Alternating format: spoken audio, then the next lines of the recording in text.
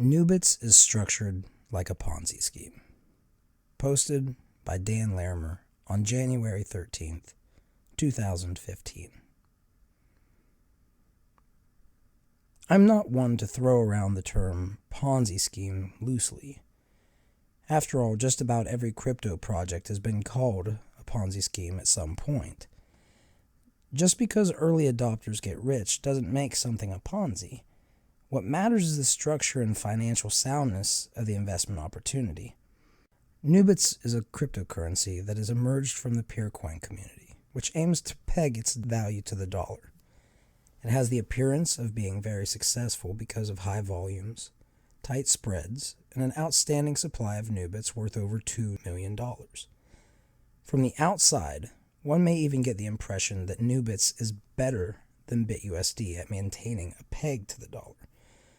All Ponzi schemes start out looking like solid investments until one day they collapse.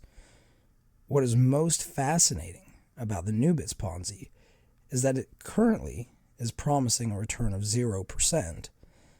This must be some kind of first in Ponzi history. Before I go any further, I would like to clarify that I have no evidence to suggest that the people behind NuBits and NuShares have intent to defraud. This article merely aims to highlight the structural problems with NuBits as I see them.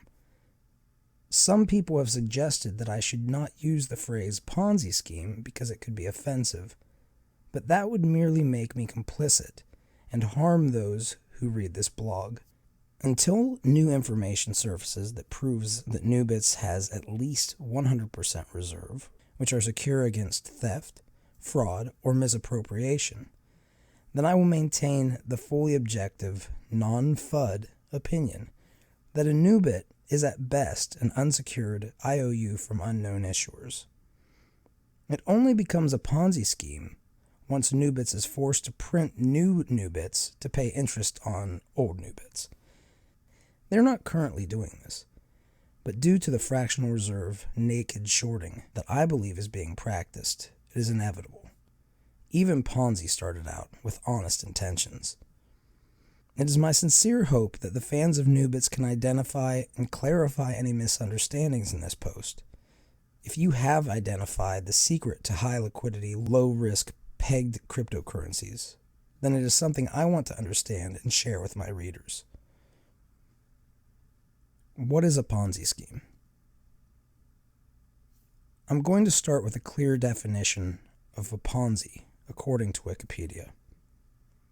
A Ponzi scheme is a fraudulent investment operation where the operator, an individual, or organization pays returns to its investors from new capital paid to the operators by new investors, rather than from profit earned by the operator. So some people take issue with the term fraudulent because it implies intent. Like I said above, I do not know the intent of NuBit founders.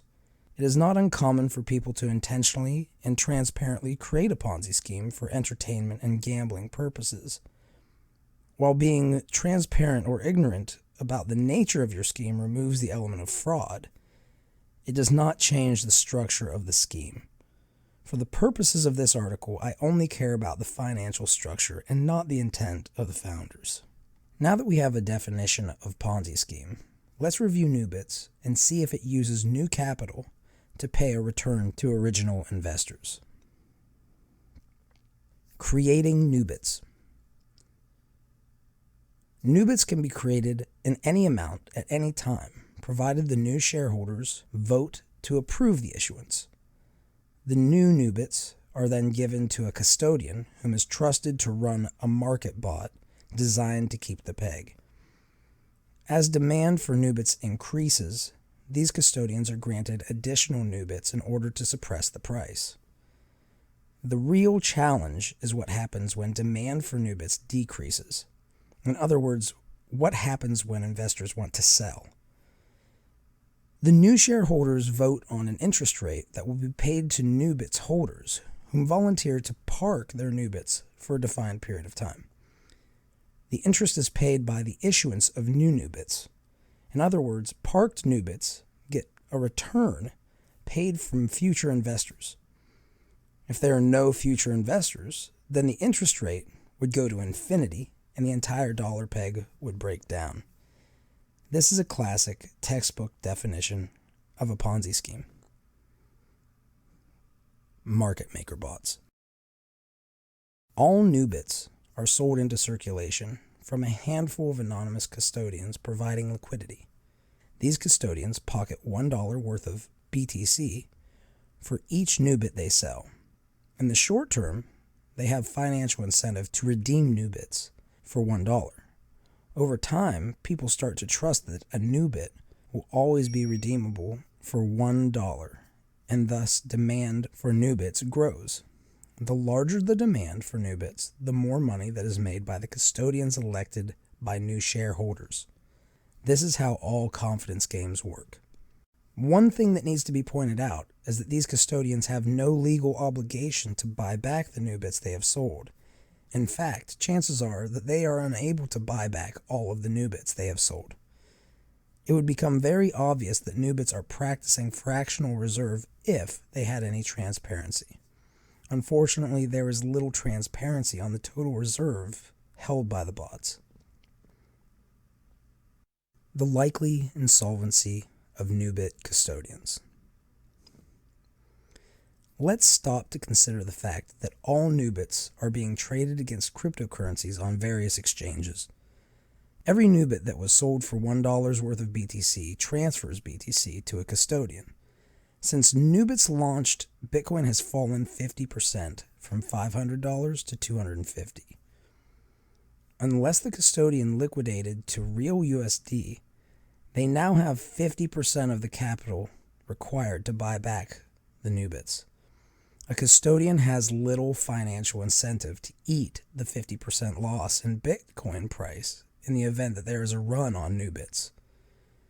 I suspect that the primary motivation for becoming a NuBit custodian is to get free leverage on Bitcoin. They naked sell $1 worth of Bitcoin and promise to buy it back in the future. The NuBits holder is trusting their promise to buy it back. As long as you are betting on BTC going up in value, then the NuBits custodians can continue to hold the peg and increase their leverage. What makes NuBits interesting is that it isn't even an IOU. It is sold as an obligation-free token where buyers have faith that the custodians will continue to buy a NuBit at $1. The custodians are working very hard to build that confidence in the market by behaving as expected. When NuBits custodians need to raise capital, they offer to start paying interest. They will pay interest to delay redemption requests until Bitcoin's price can rise. This is very much like a bank that faces insolvency and thus offers to pay interest to attract new depositors to pay off the old depositors. I think a more accurate perspective on the interest paid to NuBits holders is the interest paid on the U.S. national debt. The U.S. government has no realistic means of ever paying off the debt, yet people still allow them to borrow the money necessary to pay interest on the money they already borrowed. Even if the NuBit custodians have the best of intentions, we know from their trading volume that they keep a large quantity of BTC on the exchanges. Therefore, we know they have lost 50% of their capital held as BTC. If an exchange were to be hacked or compromised, then the NuBit custodians would lose a large amount of their capital, making them instantly insolvent and unable to peg NuBits to USD. We can conclude from this that in a declining cryptocurrency bear market, that the NuBits custodians must be practicing fractional reserves and are therefore insolvent. Prediction for NuBits. The NuBits Ponzi scheme will eventually collapse unless the Bitcoin price can recover before there is a run on NuBits.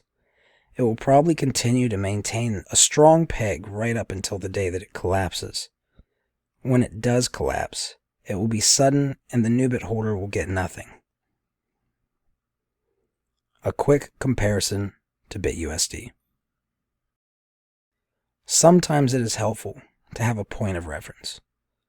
BitUSD is also sold into existence, but unlike NuBits, where the issuer provides no capital and starts out with at best 100% reserve, a BitUSD short seller provides 2 times the capital and starts out with 300% reserves.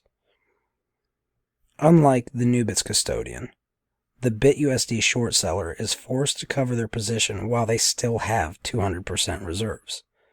Unlike NuBits, BitUSD reserves are fully auditable and are not held on exchanges that could be compromised.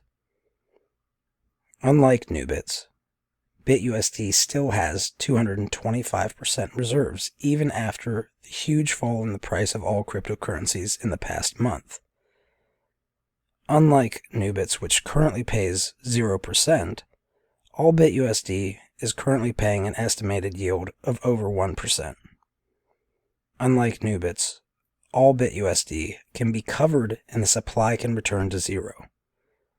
Unlike NuBits, no one can vote to increase the BitUSD supply. If you would like to learn more about how BitUSD provides a trust-free peg to the dollar, you should read the post, "What are BitShares Market Pegged Assets?"